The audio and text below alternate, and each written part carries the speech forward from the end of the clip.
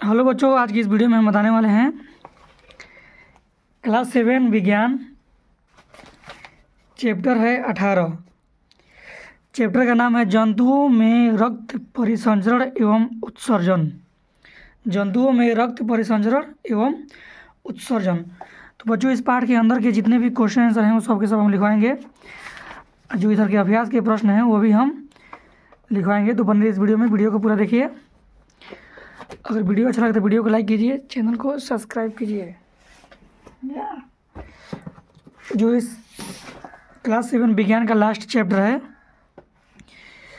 यही है, अध्याय 18 जंतुओं में रक्त परिसंचरण एवं उत्सर्जन। तो बच्चों, इस पाठ का जो पहला क्वेश्चन है देखिए यहाँ पर, हृदय किसे कहते हैं? हृदय, तो उत्तर है हृदय वह अंग है जो रक्त के साथ पदार्थों के परिवहन के लिए पंप के रूप में कार्य करता है।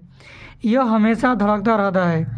पूरे जीवन बिना रुके हृदय रक्त को पंप करता रहता है। पंप मतलब फूलता है और पचकता है, समझ गए? तो यही है हृदय यानी दिल, धड़कन। पता है ना आप लोगों को? आगे देखिए,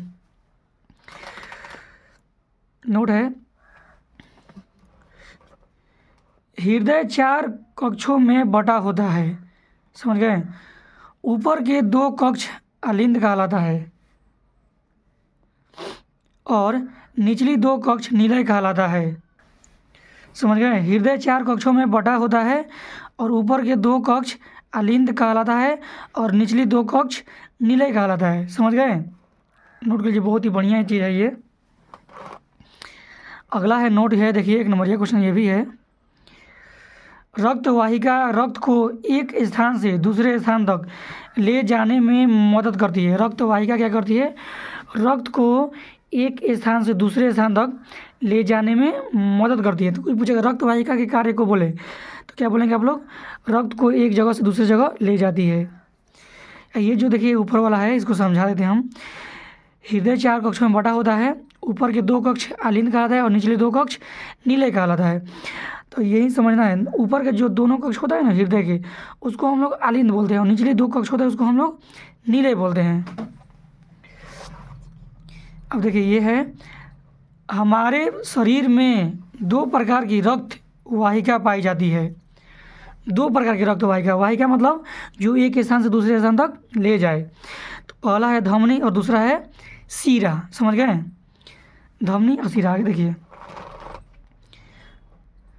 हृदय स्पंद यानी हार्ट बीट, सुने नाम आप लोग ना, किसे कहते हैं?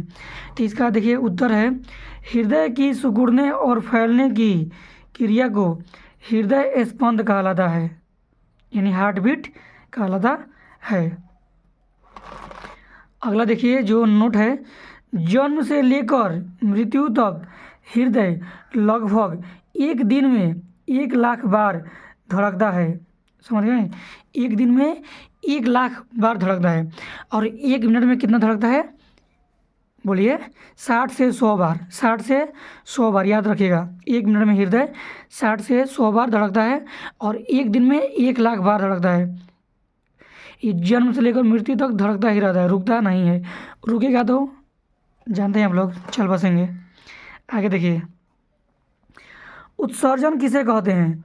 उत्तर है सजीवों द्वारा कोशिकाओं में बनने वाले अपशिष्ट पदार्थों को बाहर निकालने की प्रक्रिया को उत्सर्जन कहते हैं।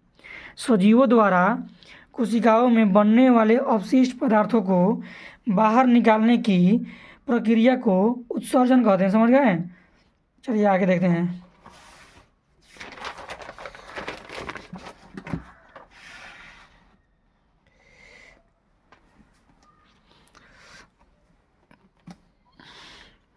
नोट है, गुर्दे या वृक्क को अंग्रेजी में किडनी कहते हैं। किडनी आप लोग नाम सुना है ना, किडनी।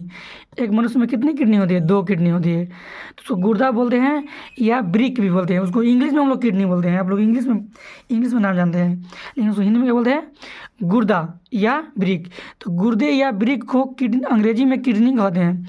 नोट है देखिए मूत्र में 95% जल, 2.5% यूरिया और 2.5% अपशिष्ट उत्पाद होता है, समझ गए? जो मनुष्य का मूत्र होता है उसमें 95% जल होता है और 2.5% यूरिया होती है और 2.5% अवशिष्ट उत्पाद होते हैं, जो कुछ भी उसमें खराब होगा वही होता है। देखिए धमनी सीरा बोले हैं ना, लिखवाए थे ना, दो ही होते हैं, धमनी और सीरा। रक्त वाहिका, वाहिकाएँ दो प्रकार की होती है। तो दोनों का यहाँ पर परिभाषा दिया है किताब में, हम लिख देते हैं। दोनों का एक ही परिभाषा होता है। देखिए, हृदय में ऑक्सीजन समृद्ध रक्त को लेकर संपूर्ण शरीर में पहुंचाने वाला तंत्र को धमनी कहते हैं। जो हृदय में जो ऑक्सीजन में रक्त होता है तो उसको संपूर्ण शरीर में पहुंचाता है, उसको क्या बोलते हैं हम लोग? धमनी बोलते हैं। धमनी क्या करता है?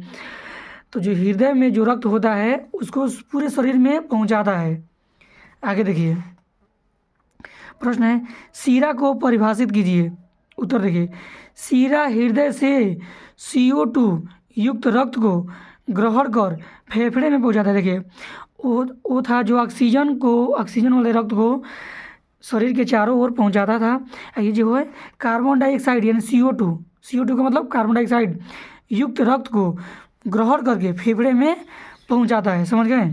आगे देखिए, गुर्दे के का कार्य लिखिए। गुर्दे के कार्य, गुर्दा यानी किडनी के कार्य लिखना है। आगे देखिए, उत्तर है गुर्दे का मुख्य कार्य यह है कि रक्त के हानिकारक पदार्थों को उससे अलग कर देना। क्या करता है गुर्दा? क्या करता है? रक्त में जो हानिकारक पदार्थ होते हैं उसको अलग करता है। समझ गया ना? जब रक्त दोनों गुर्दों में पहुंचता है तो इसमें उपयोगी एवं हानिकारक दोनों प्रकार के पदार्थ होते हैं। जब हृदय जो रक्त में पहुंचता है ना, नहीं, जब रक्त हृदय में पहुंचता है ना तो उसमें हानिकारक और उपयोगी दोनों प्रकार के पदार्थ होते हैं। तो वही हानिकारक पदार्थ को अलग करता है गुर्दा यानी किडनी।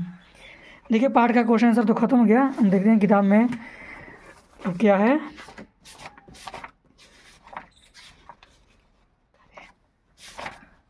तो देखिए, पाठ के हम लोग लास्ट में आते हैं। अभ्यास के जो प्रश्न दिए हैं, 1 नंबरिया क्वेश्चन ये सब लिखवा देते हैं और ये जो इधर खाली स्थान है वो सभी हम लिखवा देते हैं। चलिए देखिए यहाँ पर, चलिए शुरू करते हैं। सही उत्तर को चुनिए। सही उत्तर को चुनना है। देखिए, रक्त जंतुओं के किस भाग द्वारा प्रवाहित होता है? यहाँ पर ऑप्शन दिया है रक्त वाहिनियों में, कोशिकाओं में, ऊतकों में, इनमें से कोई नहीं। तो बताइए आप लोग, रक्त वाहिनियों में होता है ना, यहीं से प्रवाहित होता है रक्त वाहिनी दो तरह की होती है। पहला सीरा और दूसरा क्या होता है? अब ये भी लिखवाए हम, बताइए। नहीं पता है? धमनी। समझ गए? तो रक्त वाहिनियों में प्रवाह होता है। चलिए आगे देखते हैं हम लोग। दूसरा, रक्त का लाल रंग किस वर्ण के कारण होता है? तो देखिए यहाँ पर हीमोग्लोबिन। क्या होगा? हीमोग्लोबिन के कारण रक्त का रंग लाल होता है। अगला है, रक्त की वे कोशिकाएं जो रोगाणुओं को नष्ट करते हैं। रक्त की वे कोशिकाएं जो रोगाणुओं को नष्ट करते हैं क्या कहलाते हैं? तो देखिए, RBC, WBC, CBZ, इनमें से कोई नहीं। तो होगा इसका WBC। क्या करता है? रोगाणुओं को नष्ट करता है। समझ गए? आगे देखिए, रक्त का थाका बनना किस कोशिका की उपस्थिति के कारण होता है? रक्त का थाका बनना किस कोशिका की उपस्थिति के कारण होता है? प्लेटलेट्स। क्या होगा? प्लेटलेट्स। क्या होगा? प्लेटलेट्स ये होगा। रक्त का थाका बनाने में मदद करता है। समझ गए? चलिए आगे देखते हैं।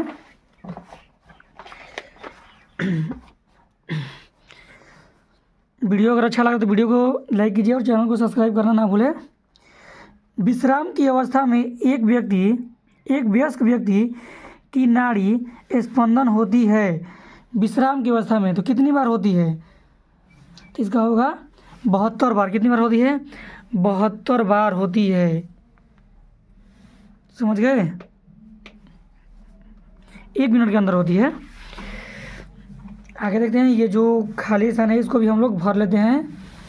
आप लोग भी भर लीजिएगा, हम बोलेंगे आप लोग लिखेंगे, क्योंकि आप लोग छोटे बच्चे नहीं न है। अब आगे देखिए, वे रक्त वाहिनियाँ जो हृदय से ऑक्सीजन समृद्ध रक्त को शरीर के सभी भागों में ले जाती है, डैश कहलाती है। अभी इसका परिभाषा लिखवाए हैं, क्या कहलाती है? धमनियाँ कहलाती है, धमनी कहलाती है। क्या कहलाती है? धमनी। ऑक्सीजन समृद्ध रक्त को शरीर के सभी जगह पर बांटती है, धमनी की परिभाषा लिखे है ना अभी हम। आगे देखिए, भरिएगा यहाँ पर धमनी। वे रक्त वाहिनियाँ जो कार्बन डाइऑक्साइड समृद्ध रक्त को शरीर के सभी भागों से वापस हृदय में ले जाती है, क्या कहलाती है? सीरा कहलाती है। क्या कहलाती है? सीरा। सिराएँ लिख सकते हैं, उसको धमनियाँ लिख सकते हैं, कोई दिक्कत नहीं है। दोनों का हम परिभाषा लिखवाए हैं। आगे देखिए, डॉक्टर हृदय धड़कन को मापने के लिए डैश नामक यंत्र इस्तेमाल करता है। क्या करता है? डैश नामक यंत्र इस्तेमाल करता है।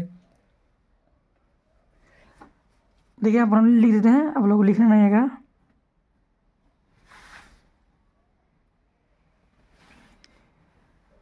स्टेथोस्कोप, आधा सौ को प लिख लेंगे। स्टेथोस्कोप, देखिए आधा सौ टेथो, आधा सौ को अप, स्टेथोस्कोप, समझ गए? आगे देखिए, अवशिष्ट पदार्थों को शरीर से बाहर निकालने की प्रक्रिया क्या कहलाती है? अभी लिखवाए, इसका प्रश्न उत्तर दोनों लिखवाए हैं। उत्सर्जन कहलाती है। क्या कहलाती है? उत्सर्जन। देखिए आप लोग, हमारे शरीर में लगभग 1.5 लीटर रक्त होता है। कितना होता है? हमारे शरीर में लगभग 1.5 लीटर रक्त होता है।